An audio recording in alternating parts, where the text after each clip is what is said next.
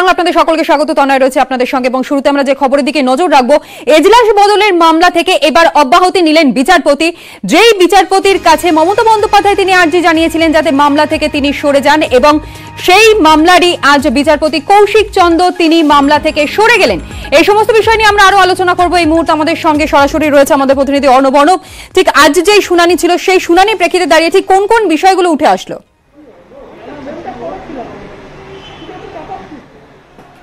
দেখো, আজকে রায় ঘোষণা ছিল। মমতা বন্দ্যোপাধ্যায় রিকিউজ অ্যাপ্লিকেশন মামলা ছাড়া যে আবেদন, সেই আবেদনের উপর রায় ছিল, এবং সেই রায়ের পর এই সময় সংক্ষেপে তোমায় জানাবো, সেটা হলো নন্দীগ্রামের বিধানসভার ফলাফল চ্যালেঞ্জ করে করা তৃণমূল কংগ্রেস প্রার্থী মমতা বন্দ্যোপাধ্যায়ের ইলেকশন পিটিশন বা ইলেকশন আবেদনের শুনানি থেকে সরে দাঁড়ালেন বিচারপতি কৌশিক চন্দ, এবং মামলা এই মুহূর্তে প্রধান বিচারপতি ঠিক করবেন কোন বিচারপতির বেঞ্চে হবে। অর্থাৎ বেঞ্চ বদল হয়েই গেল। নন্দীগ্রাম মামলা বিচারপতি কৌশিক চন্দ্রের বেঞ্চে হচ্ছে না, নির্দিষ্ট। 2, মমতা বন্দ্যোপাধ্যায় নিরপেক্ষ বা বিচার পাবেন না, বা বিচারপতি কৌশিক চন্দ্রের উপর তার অনাস্থা রয়েছে কেন, তার জন্য 10 পাতার একটা আবেদন করেছিলেন। এই রিকিউজাল অ্যাপ্লিকেশন অর্থাৎ মামলা ছাড়ার যে আবেদন, সেটা ভিত্তিহীন বললেন বিচারপতি। তাই 5 লক্ষ টাকা জরিমানা ধার্য করলেন নন্দীগ্রামের তৃণমূল কংগ্রেস প্রার্থী মমতা বন্দ্যোপাধ্যায়ের উপরে, যে টাকাটা ওয়েস্ট বেঙ্গল বার কাউন্সিলের অ্যাকাউন্টে জমা দেওয়ার জন্য নির্দেশ দিলেন বিচারপতি। এবং এক্ষেত্রে অনাস্থা নিয়ে যে 10 পাতার আবেদন, যে ক্ষেত্রে 1, 2, 3, 4 যে 3টি মূল পয়েন্ট এসেছিল, বিচারপতি কৌশিক চন্দ্র সম্পর্কে অভিযোগ করা হয়েছিল তিনি নিরপেক্ষ বিচার করবেন না, কেন কেন অনাস্থা জানাচ্ছেন, প্রত্যেকটা ওড়ালেন বিচারপতি চন্দ্র। প্রথম কথা, তার বিচারপতি স্থায়ীকরণ পদ নিয়ে মামলাকারীর আইনজীবী অভিষেক মনু সিংভি বলেছিলেন, যেহেতু বিচারপতি কৌশিক চন্দ্রের পদ স্থায়ীকরণ নিয়ে যেহেতু 2 বছরের মাথায় 2021 অক্টোবরে বিচারপতি কৌশিক চন্দ্র স্থায়ী হবেন, এই কলকাতা হাইকোর্টের নিয়ম তাই, দস্তুর তাই, সেক্ষেত্রে রাজ্যের প্রশাসনিক প্রধান অর্থাৎ এক্ষেত্রে মুখ্যমন্ত্রী দপ্তর থেকে একটা কনসেন্ট লাগে। এই কনসেন্ট মুখ্যমন্ত্রী আপত্তি জানাতে পারেন, দিতেও পারেন। সেক্ষেত্রে যেহেতু মুখ্যমন্ত্রী আপত্তি জানিয়েছেন, তাই মুখ্যমন্ত্রী মনে করছেন তার কাছ থেকে বিচার পাবেন না। এটা যদি ধরে নেওয়া হয়, সেখানেই বিচারপতির প্রশ্ন, এই কলকাতা হাইকোর্টে যতজন বিচারপতি রয়েছেন প্রত্যেক বিচারপতির স্থায়ীকরণ পদ নিয়ে বা বিচারপতি হওয়া নিয়ে মুখ্যমন্ত্রীর একটা কনসেন্ট লাগে। তিনি কখনো আপত্তি জানাবেন, কখনো দেবেন। তাই যদি হয়, অর্থাৎ কোনো বিচারপতির ক্ষেত্রে তিনি কনসেন্ট দিয়েছেন, কারো ক্ষেত্রে হয়তো অবজেকশন দিয়েছেন, তাহলে এই কলকাতা হাইকোর্টই মমতা বন্দ্যোপাধ্যায়ের বিচার পাওয়া বা সুবিচার পাওয়ার মতো যে অভিযোগ করছেন, তার কোনো বিচারপতি ঘরে এই মামলা হওয়ার কথা নয়। কারণ সবার ক্ষেত্রে হয় তিনি কনসেন্ট দিয়েছেন আর তিনি কনসেন্ট দেননি, তাহলে প্রত্যেক বিচারপতির কাছে তিনি ইনফ্লুয়েন্সিয়াল হতে পারেন, অর্থাৎ তাই অনাস্থা জানাতে পারেন। এই বিষয়টি তিনি ওড়ালেন। 2, একটা ক্যালকুলেটিভ অ্যাটেম্প করা হয়েছিল বিচারপতির ম্যাজেস্টি বা কলকাতা হাইকোর্টের গরিমা নষ্ট করার জন্য। সেখানে তিনি বলছেন, প্রথম 18ই জুন যখন মামলা শুনানির জন্য এলেন মমতা বন্দ্যোপাধ্যায়ের আইনজীবী গোপাল মুখোপাধ্যায়, তিনি একবারের জন্য মামলা ছাড়ার কথা বললেন না বিচারপতিকে, এবং মামলা থেকে সরে দাঁড়ানোর কথা বললেন না, বিচারপতির অনাস্থাও জানালেন না। কিন্তু 24 তারিখ যখন অভিষেক মনু সিংভি সিনিয়র অ্যাডভোকেট তিনি জানালেন মমতা বন্দ্যোপাধ্যায়ের আইনজীবী সওয়াল করলেন, তখন বললেন মামলা ছেড়ে দিন। অর্থাৎ একই আবেদনকারী একদিন 18ই জুন বলছেন মামলা শুনানি না ছাড়ার কথা, অনাস্থা নেই, অন্যদিকে 24 তারিখ তিনি বলছেন বিচারপতি কৌশিক চন্দ্র নিরপেক্ষ বিচার করবেন না। কাজে এই দুরকম মত হতে পারে না। 2, মামলা ছাড়ার প্রশ্নে বলছেন প্রধান বিচারপতির কাছে মমতা বন্দ্যোপাধ্যায়ের আইনজীবী আবেদন করেছেন মামলা ছাড়ার জন্য, একই সঙ্গে এই বিচারপতি কৌশিক চন্দ্রের কাছে আবেদন করেছেন মমতা বন্দ্যোপাধ্যায়ের আইনজীবী মামলা ছাড়ার জন্য।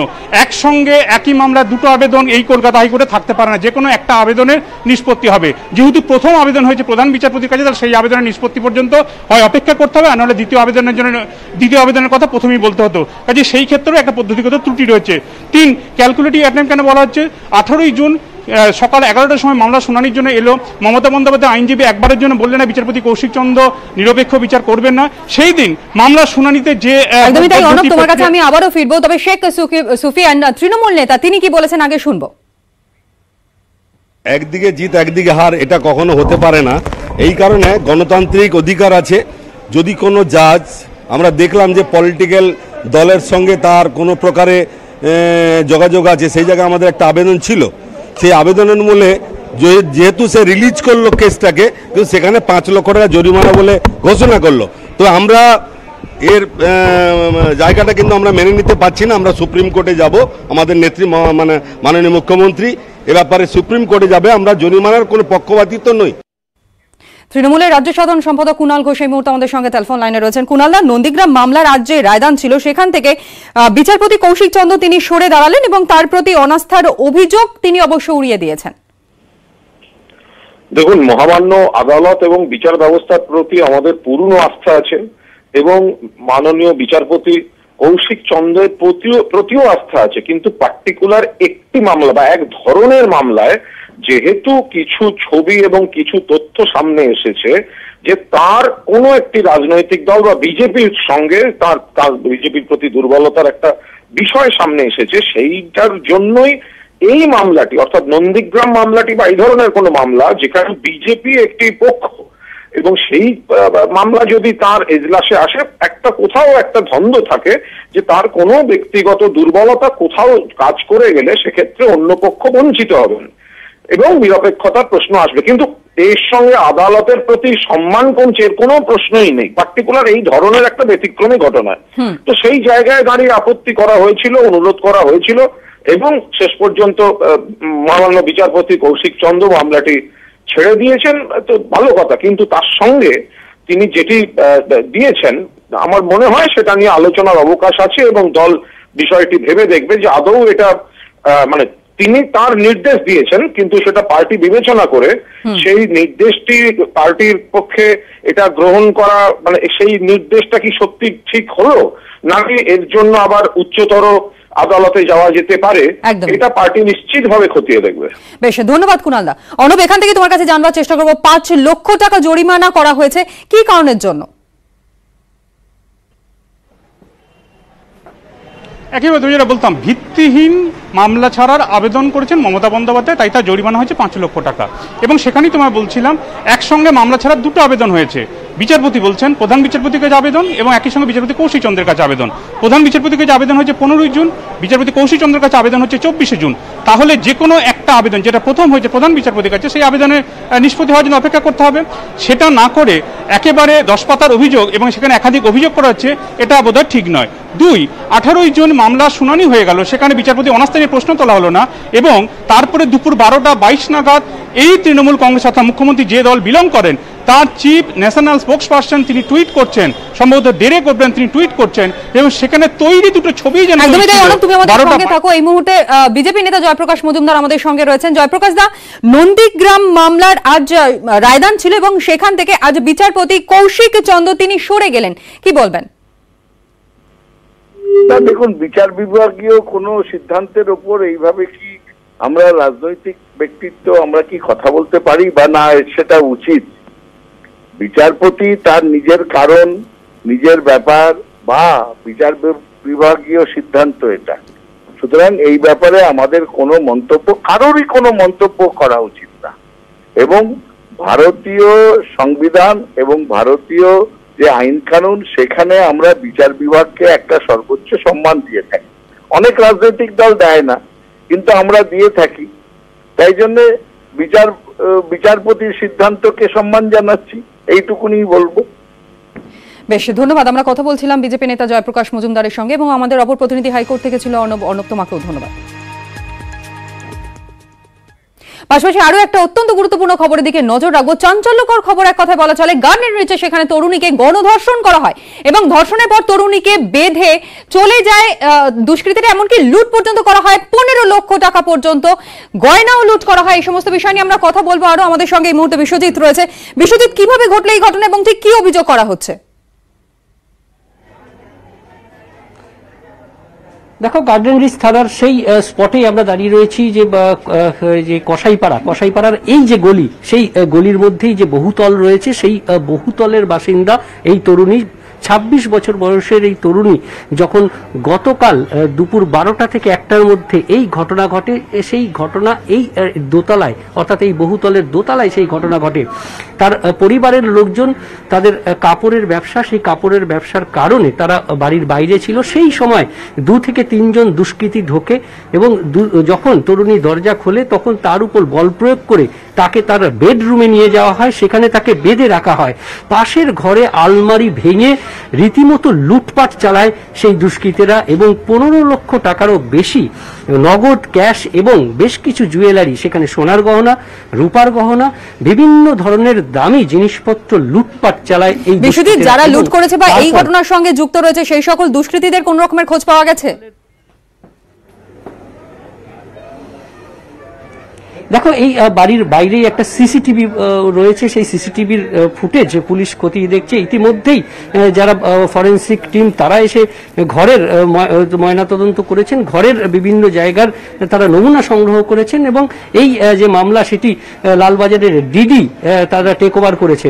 অর্থাৎ কলকাতা পুলিশ তদন্ত করছে এবং বেশ কিছু এদের পরিবারের সঙ্গে কথা বলে দুষ্কৃতীদের চিহ্নিত করার চেষ্টা করা হচ্ছে এবং বেশ কয়েকজনকে তারা এই র্যাডারের মধ্যে এনে ফেলেছে বলে পুলিশ সূত্রে জানা যাচ্ছে। এবং এই বিষয়ে বেশ কিছু প্রশ্ন যে পুলিশের কাছে থাকছে যে দুষ্কৃতীরা কেন এই কাজ করলো এবং শুধুমাত্র লুটপাট নয়, যে তরুণী সেই তরুণীকে শারীরিকভাবে নির্যাতন করা হয়েছে, তার মেডিকেল টেস্টের জন্য তাকে নিয়ে গেছে পুলিশ এবং এই মুহূর্তে তিনি জাস্ট ট্রমাটাইজ হয়ে আছেন সেই যুবতী। তবে প্রতিবেশী যারা রয়েছেন, এই যে গলি আমরা যে গলিতে দাঁড়িয়ে এই লাইভ করছি সেই গলিতে সর্বক্ষণ লোকজন যাতায়াত করে। প্রতিবেশীরা অবশ্য বলছেন যে দুপুরবেলা একদমই তাই। বিশ্বজিৎ, তুমি আমাদের সঙ্গে থাকো। প্রতিবেশীরা ঠিক কি বলছেন আমরা আগে শুনবো, তারপর আবারও ফিরবো তোমার কাছে।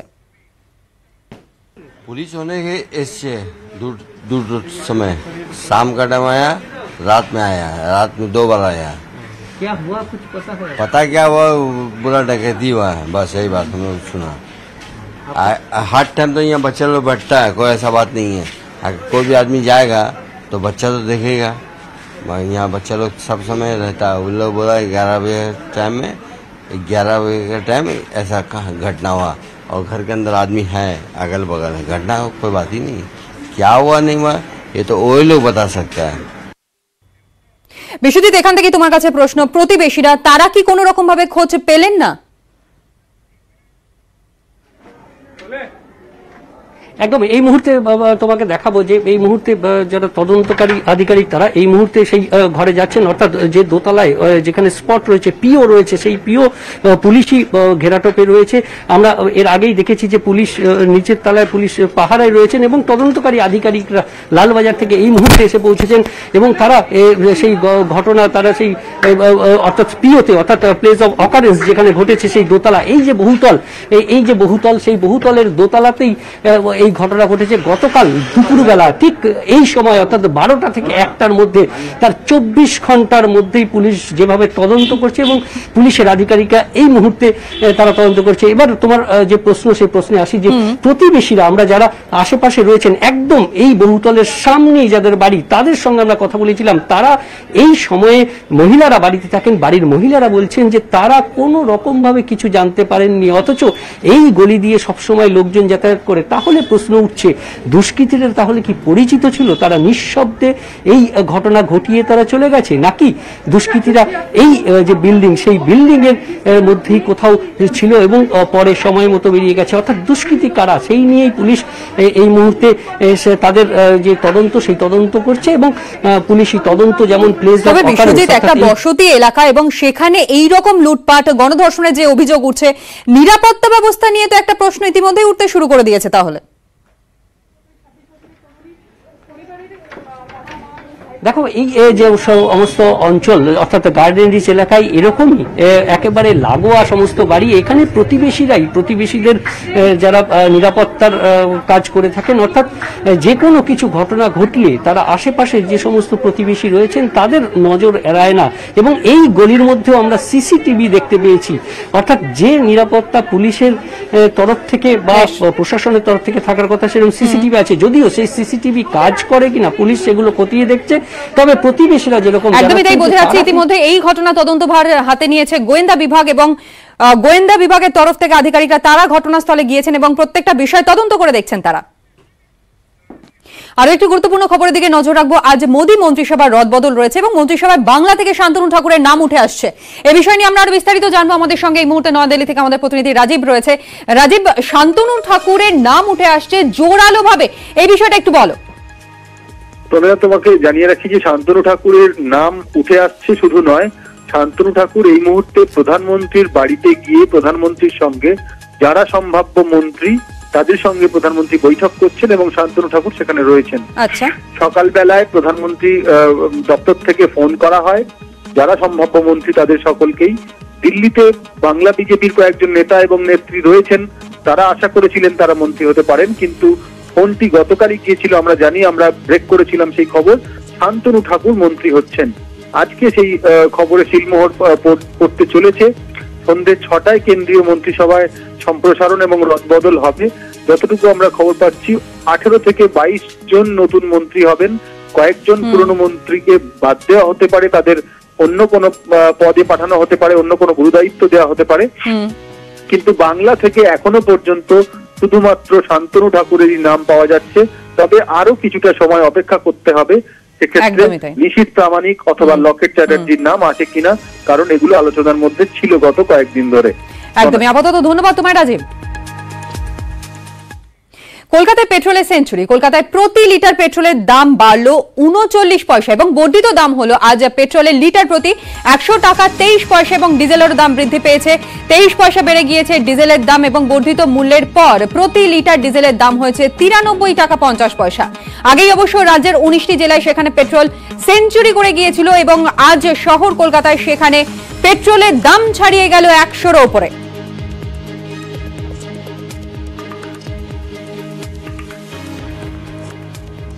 এখন এটা চলছে আমাদের বলা যায় নোটে টাকা, মানে পেট্রোল প্রাইসিং হাইক যেরকম হচ্ছে সেটা আমাদের পক্ষে অনেক মানে কি প্রবলেম ফেস করছি। 100 টাকার মানে 100-150 টাকা রোজ পেট্রোল লেগে যায়। যা অবস্থা আছে তেলের দামের 6-7 হাজার টাকা হয়ে যাচ্ছে মনে হয় তেল। আবার যদি থার্ড ওয়েভ আসে, যদি আবার লকডাউন হয়, তাই এই পেট্রোলের দাম যদি থাকে তাহলে মানুষকে তো সাইকেলে ঘুরতে হবে। অনেকটাই মানে আমি চাই একটু তেলের দাম কমুক, অনেকটা দাম হয়ে যাচ্ছে, মানে পারা যাচ্ছে না। পেট্রোপণ্যের মূল্য বৃদ্ধি এবং একই সঙ্গে সেঞ্চুরি হাঁকানো রাজ্য বিজেপি সভাপতি দিলীপ ঘোষ তিনি কি বলেছেন, এমনকি তৃণমূল কংগ্রেসের সাধারণ সম্পাদক কুণাল ঘোষ তিনিও কি বলেছেন শুনবো। সরকার চেষ্টা করছে এটা কম করা উচিত, কারণ পেট্রোল একটা বেসিক জিনিস, অন্যান্য জিনিসের ভিতরে প্রভাব পড়ে। আমরাও চাইবো পেট্রোলের দাম কম হোক, কিন্তু পুরোটা সরকারের হাতে নেই, আন্তর্জাতিক মার্কেটের সঙ্গে যুক্ত। কংগ্রেস করে দিয়ে গেছে এটা, তাও সরকার চেষ্টা করছেন। সবাই মিলে যদি চেষ্টা করে, রাজ্য সরকার কেন্দ্র সরকার সবাই যদি শেষ কমায়, তাহলে মানুষের একটু সুবিধা হতে পারে। সম্পূর্ণভাবে কেন্দ্রের বিজেপি সরকারের ব্যর্থতা, তাদের ফোকাসটাই সাধারণ মানুষের স্বার্থের দিকে নয়। তারা সম্পূর্ণভাবে একটা লাগাম ছাড়া অর্থনীতি চালাচ্ছে, পরিকল্পনাহীন, দিশাহীন। বারবার বলা হয়েছে পেট্রোপণ্যের দাম, জ্বালানির দাম যাতে কমানো হয়, এবং তারা কর্ণপাত করেনি। পেট্রোল সেঞ্চুরি ভাবা যায়, ডিজেল সেঞ্চুরির মুখে রান্নার গ্যাস আকাশ ছোঁয়া দাম, অর্থাৎ গণপরিবহন থেকে নিত্য প্রয়োজনীয় সামগ্রী প্রত্যেকটার উপর এদের মনে নেই। তখন বিজেপি নেতারা সামান্য 1 টাকা 1.5 টাকা দাম বাড়লে কি হাল করে ছাড়তেন, তবু তো সেই জায়গাটা দাঁড়িয়ে সাবসিডি দিয়ে নানাভাবে মানুষের উপর একটা রিলিফ রাখা হচ্ছিল। পেট্রোপণ্যের মূল্যবৃদ্ধির বিরুদ্ধে অভিনব প্রতিবাদ সিঙ্গুরের বিধায়ক বেচারাম মান্নার, এবং তিনি প্রতিবাদ স্বরূপ সিঙ্গুরের বাড়ি থেকে সাইকেল চালিয়ে দুর্গাপুর এক্সপ্রেসওয়ে ধরেই তিনি আসছেন বিধানসভা ভবনে। এ বিষয়ে আমরা আরো বিস্তারিত জানবো, আমাদের সঙ্গে প্রতিনিধি রয়েছে রানা। যেভাবে পেট্রোলের দাম এবং ডিজেলের দাম মূল্যবৃদ্ধি হয়েছে, মানে বিশেষ করে জেলায় রাজ্যে 100 টাকা প্রতি লিটার কিন্তু তেলের দাম ছুঁয়ে গেছে। আজকে যেহেতু বিধানসভা বাজেট অধিবেশন আছে, সেখানে সিঙ্গুরের রতনপুরের বাড়ি থেকে সকাল 8টার সময় বেচারাম মান্নার তিনি নিজে সাইকেল চালিয়ে 200-র উপর কর্মী সমর্থকরা তার পিছু কিন্তু সাইকেল চালিয়ে দুর্গাপুর এক্সপ্রেস দিয়ে মানে হাওড়া ব্রিজ হয়ে সে কিন্তু বিধানসভায় যাবে। তার একটাই দাবি যে যেভাবে মোদী সরকার তেলের দাম বৃদ্ধি করেছে, এতে মানে জনমানুষের জনজীবনে মানুষের ক্ষোভ পড়েছে। তাদের প্রত্যেক মানুষের থেকে বাইরে চলে যাচ্ছে গাড়ি চাপা, প্লাস পাশাপাশি রান্না গ্যাসের যেভাবে দাম মানে বেড়েছে, তাতে হেসেলে রান্না করাই সমস্যায় পড়েছে। ফলে আজকে উনি যে প্রতিবাদটা জানালেন, একটা প্রতিবাদ, যার জন্য সাইকেল চালিয়ে প্রায় 45 কিলোমিটার, সিঙ্গুর থেকে প্রায় 45 কিলোমিটার তিনি একা সাইকেল চালিয়ে গেলেন আজকে বিধানসভায়। একদমই। আপাতত তোমায় ধন্যবাদ জানাবো। বেচারাম মান্না তিনি যেমন একদিকে বিধানসভা ভবনে গেছেন সাইকেল চালিয়ে, একেবারে সিঙ্গুরে তার বাড়ি থেকে সাইকেল চালিয়ে তিনি আসছেন। অভিনব কায়দায় প্রতিবাদ, ঠিক একই রকম ভাবে বিভিন্ন জায়গায় কিন্তু এই প্রতিবাদের ছবি ধরা পড়ছে।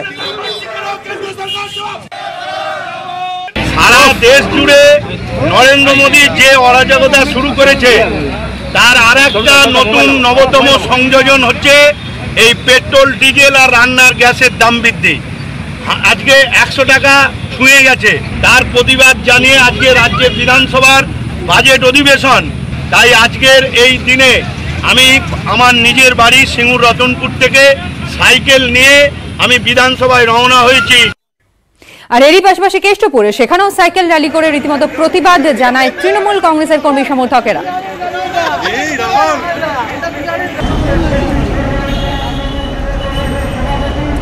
তৃণমূল কংগ্রেসের কর্মী সমর্থকেরা তারা রীতিমতো প্রতিবাদে দেখিয়েছে। একদিকে যেমন সিঙ্গুরের ছবিটা আপনাদেরকে আমরা দেখালাম, ঠিক একই রকম ভাবেই কেষ্টপুরের ছবিও ধরা পড়েছে। একই রকম কার্যত কোনো রকমের গাড়ি নয়, কারণ পেট্রোলে যেভাবে দাম বৃদ্ধি পেয়েছে, সাইকেল র্যালি করে প্রতিবাদ। আমরা আরো বিস্তারিত জানবো অনুপের কাছ থেকে। অনুপ,